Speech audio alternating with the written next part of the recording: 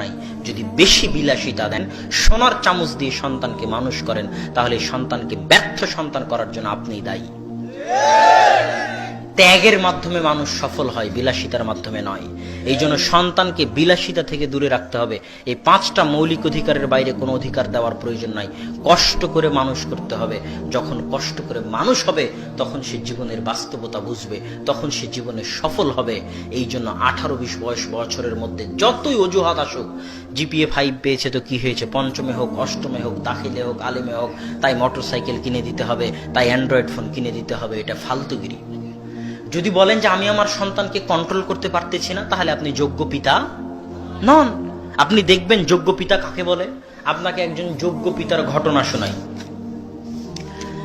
আয়েশা রাদিয়াল্লাহু তাআলা আনহা বলতেছেন, সাকাতাত লি কিলাদাতুন, একবার যুদ্ধ থেকে ফিরছিলাম মদিনার মুখে, তো আমার গলার হার রাস্তায় হারিয়ে গেছে। কে বলছে? আয়েশা রাদিয়াল্লাহু তাআলা আনহা। তো গলার হার এমন জায়গায় হারিয়ে গেছে যেখানে পানি নাই। কি নাই? এদিকে সালাতের সময় হয়ে গেছে, গলার হার হারিয়ে গেছে, যেতেও পারছি না, পানিও নাই, সালাতেরও সময় হয়ে গেছে। এত কঠিন পরিস্থিতিতে আমার পিতা আবু বকর রাদিয়াল্লাহু তাআলা আনহু আমাদের খিমা, আমাদের তাঁবুতে প্রবেশ করলেন। এইদিকে মনোযোগ দিন। আবু বকর রাদিয়াল্লাহু তাআলা আনহু তাঁবুতে খিমায় প্রবেশ করলেন। এমতো অবস্থায় রাসূল সাল্লাল্লাহু আলাইহি ওয়াসাল্লামের ভাষায়, আয়েশা রাদিয়াল্লাহু তাআলা আনহুর ভাষায়, যে ফাথানা রাসাহু, রাসূল সাল্লাল্লাহু আলাইহি ওয়াসাল্লাম তার মাথা আমার রানের উপর দিয়ে শুয়ে আছেন। এমতো অবস্থায় আমার পিতা তাঁবুতে প্রবেশ করলেন। এখন এই ঘরের মধ্যে 3 জন ব্যক্তি।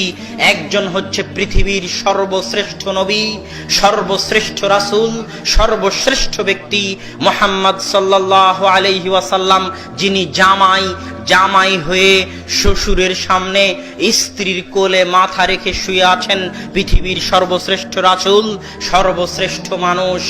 আর দ্বিতীয় ব্যক্তিকে, যিনি হচ্ছেন নবী রাসূলদের পরে, আম্বিয়া ইকরামের পরে, আসমানের নিচে জমিনের উপরে সর্বশ্রেষ্ঠ মানুষ, আবু বকর রাদিয়াল্লাহু তাআলা আনহু, তিনি হচ্ছেন শ্বশুর। আর তৃতীয় মানুষকে আয়েশা রাদিয়াল্লাহু তাআলা আনহা, যিনি আল্লাহর রাসূলের শ্রেষ্ঠ স্ত্রীদের, জ্ঞানী গুণী পণ্ডিত পরহেজগার স্ত্রীদের, হাদিসের হাফেজ, কোরআনের হাফেজ, হাদিসের ব্যাখ্যাকার, কোরআনের তাফসীরকার, ফকিহবিদ। সাহাবীরা যখন কোনো মাসালা বুঝতে পারতেন না, তখন যার নিকটে যেতেন সেই বিদুষী, সেই মহিয়সী, সেই জ্ঞানী। আয়েশা রাদিয়াল্লাহু তাআলা আনহা হচ্ছেন তৃতীয়, যিনি তার স্বামীর সামনে এবং বাপের সামনে এই তাঁবুতে আছেন। তার হার হারিয়ে গেছে, তিনি তার মাথা দিয়ে আছেন তার স্বামীর কোলে, যিনি পৃথিবীর সর্বশ্রেষ্ঠ রাসূল। আর দাঁড়িয়ে আছেন তার পিতা, যিনি পৃথিবীর সর্বশ্রেষ্ঠ মানুষ, নবী রাসূলদের পরে। এখন এই সর্বশ্রেষ্ঠ মানুষে সর্বশ্রেষ্ঠ নারী মহিলাকে এমন জোরে মারলেন যে আয়েশা রাদিয়াল্লাহু তাআলা আনহা বলছেন, লাকাজানি লাকজাতান শাদীদা, এমন জোরে মারলেন যে পৃথিবীর সর্বশ্রেষ্ঠ রাসূল মুহাম্মদ সাল্লাল্লাহু আলাইহি ওয়াসাল্লাম যদি আমার রানের উপর মাথা দিয়ে শুয়ে না থাকতেন, আমি ছিটকে দূরে চলে যেতাম। এর নাম পিতা। এর নাম কি? পিতা। যিনি এত মহান হওয়ার পরেও, এত মহান ব্যক্তির সামনে, আল্লাহ রাসূলের সামনে, এত মহান বেটিকে, এবং বিবাহিত বেটিকে, অবিবাহিত নয়, কেমন বেটি? বিবাহিত বেটিকে জামাইয়ের সামনে বিবাহিত বেটিকে, জামাই যেমন তেমন জামাই, পৃথিবীর সর্বশ্রেষ্ঠ রাসূল, সর্বশ্রেষ্ঠ মানুষ মুহাম্মদ সাল্লাল্লাহু আলাইহি ওয়াসাল্লামের সামনে। তাহলে পিতা কত ব্যক্তিত্ববান, পিতা কত ভারাত্ববান, পিতার মর্যাদা, পিতার ব্যক্তিত্ব, পিতার ভারাত্ব কত বেশি যে তিনি এমন ভাবে তার বিবাহিত মেয়েকে মারতে পারলেন। আর আপনার ছেলে আপনার নিকটে মোবাইল চায়, মোটরসাইকেল চায়, আর আপনি নিষেধ করতে পারেন না। বাড়ি থেকে টিভি বের করতে চান তো ছেলেরা নিষেধ করে, তাই টিভি বের করতে পারেন না। আপনি আবার পিতা, আপনি হচ্ছেন পিতা নামের কলঙ্ক। অতএব সম্মানিত উপস্থিতি, যোগ্য পিতা হওয়া শিখুন। এই তৃতীয় পয়েন্ট চলে গেল যে সন্তানকে 18-20 বছর বয়স হওয়া পর্যন্ত আপনি এই সুযোগ সুবিধাগুলো দিবেন না। তৃতীয় পয়েন্ট জরুরি। আজ বাংলাদেশের যত বই পুস্তক আছে, বাংলাদেশ মাদ্রাসা শিক্ষা বোর্ডের বই হোক, আর বাংলাদেশ সরকারি স্কুল শিক্ষা বোর্ডের বই হোক, সব বই আজে বাজে গল্প গুজবে ভর্তি। হৈমন্তী, পদ্মা নদীর মাঝি, এগুলো কি শিখায়? রবীন্দ্রনাথ ঠাকুরের উপন্যাস, ছোট গল্প পদ্মা নদীর মাঝি, পরকীয়া প্রেম নিয়ে লেখা। শেষ বিকেলের কান্না, নষ্ট নীড়, এগুলো হচ্ছে রবীন্দ্রনাথ ঠাকুরের লেখা গল্প, যেগুলো সব পরকীয়া প্রেমকে ভিত্তি করে রবীন্দ্রনাথ ঠাকুর লিখে গেছে। ওই গল্পগুলো বাংলাদেশ মাদ্রাসা শিক্ষা বোর্ডের বইয়ে, ওই গল্পগুলো বাংলাদেশ স্কুল বোর্ডের বইয়ে স্থান পেয়েছে। আর আজ থেকে 5-10 বছর 15 বছর আগে ওমর রাদিয়াল্লাহু তাআলা আনহুর যে কাহিনী ছিল, আল্লাহর রাসূলের যে কাহিনী ছিল, কিছু সত্য কিছু মিথ্যা যাই থাকুক, সেগুলো সব বের করে ফেলে দেওয়া হয়েছে। কেননা যারা এই সিলেবাসগুলো প্রণয়ন করে তারাও জানে যে সিলেবাসে যা পড়ানো হবে তার প্রভাব সন্তানের উপর থেকে যাবে। তো আপনার সন্তান যদি এই বেহায়াপনা বেলেল্লাপনার গল্প, এই প্রেমের গল্প, পরকীয়া প্রেমের গল্প, রবীন্দ্রনাথ ঠাকুরের উপন্যাস পড়ে আর আগডুম বাগডুম গল্প করে পড়ে আর টম অ্যান্ড জেরির কার্টুন দেখে বড় হয়, তাহলে ওই সন্তানকে সৎ সন্তান করে গড়ে তোলা যাবে না। যদি সৎ সন্তান করে গড়ে তুলতে হয়, তাহলে আল্লাহ যাদের উপর দয়া করেছে, ইহদিনাস সিরাতাল মুস্তাকিম, হে আল্লাহ আপনি আমাদেরকে সরল সঠিক পথ দেখান।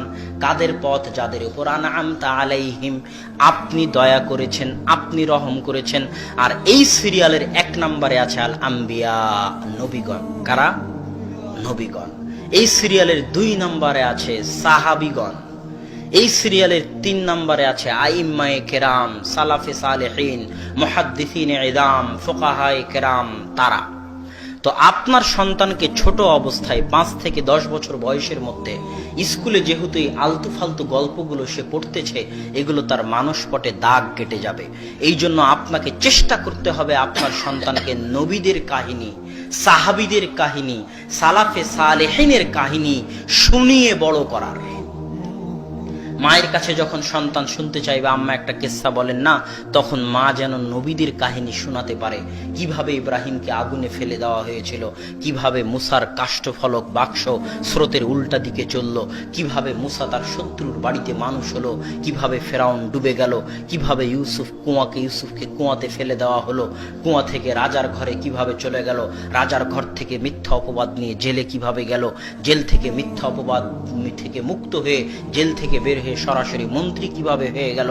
এই যে নবী রাসূলদের বিশাল বিরাট শিক্ষণীয় কাহিনী, সাহাবীদের কাহিনী, সালাফে সালেহিনের কাহিনী, এগুলোর সাথে আপনার সন্তানের পরিচয় হতে হবে ছোটতেই। কখন? ছোটতেই।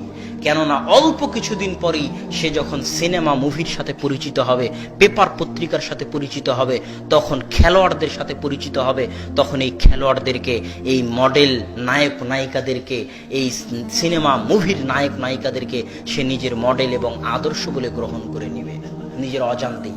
আর ছোটতেই যদি তার সামনে মডেল থেকে যায় আবু হানিফা রাহিমাহুল্লাহর, ইমাম বুখারী রাহিমাহুল্লাহর, আহমদ বিন হাম্বালের, ইব্রাহিম আলাইহিস সালাতু ওয়াস সালামের, মুসা আলাইহিস সালাতু ওয়াস সালামের, মুহাম্মদ সাল্লাল্লাহু আলাইহি ওয়াসাল্লামের, ঈসা আলাইহিস সালাতু ওয়াস সালামের, তাদের মডেল যদি তাদেরকে সে যদি ছোটতেই বড় জায়গা দিয়ে ফেলে, উঁচু সম্মানের জায়গা দিয়ে ফেলে, তাহলে ভবিষ্যৎ জীবনে যতই অন্যায় অনাচার অপসংস্কৃতি বেহায়াপনার মুখোমুখি সে হোক না কেন, সে কোনোদিনই নবী রাসূল বাদে অন্য কাউকে আদর্শ মডেল হিসেবে গ্রহণ করবে না।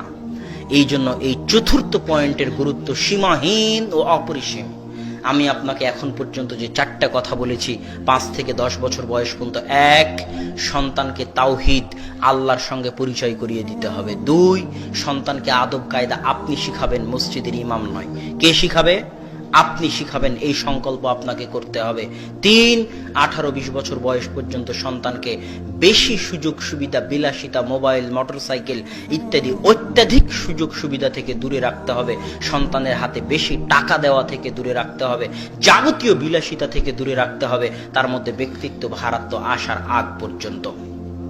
4, মসজিদের সাথে তার সম্পর্ক তৈরি করতে হবে, বাপ বেটা মিলে মসজিদের খেদমত করতে হবে। 5, নবীদের কাহিনীর সাথে, সাহাবীদের কাহিনীর সাথে তাকে পরিচিত করে তুলতে হবে। এগুলো সব যদি আপনি আপনার সন্তানকে দিতে পারেন, তাহলে এরপরে আপনার সন্তান সারা পৃথিবীর যেখানেই যাক না কেন ইসলামের আদর্শের উপরেই থাকবে বলে আশা করা যায় ইনশাআল্লাহ।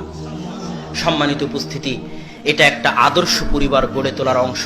আমার বক্তব্যের আরও অংশ বাকি ছিল, কিন্তু আমি যেহেতু আমার সময় নাই, আমি রাজশাহীর উদ্দেশ্যে সফর করব, আমি আমার সংক্ষিপ্ত আলোচনা এখানেই শেষ করতেছি।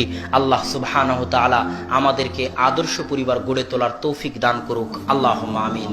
ওয়া আখির দাওয়ানা আনিল হামদুলিল্লাহি রাব্বিল আলামিন। আসসালামু আলাইকুম ওয়া রাহমাতুল্লাহি ওয়া বারাকাতুহু।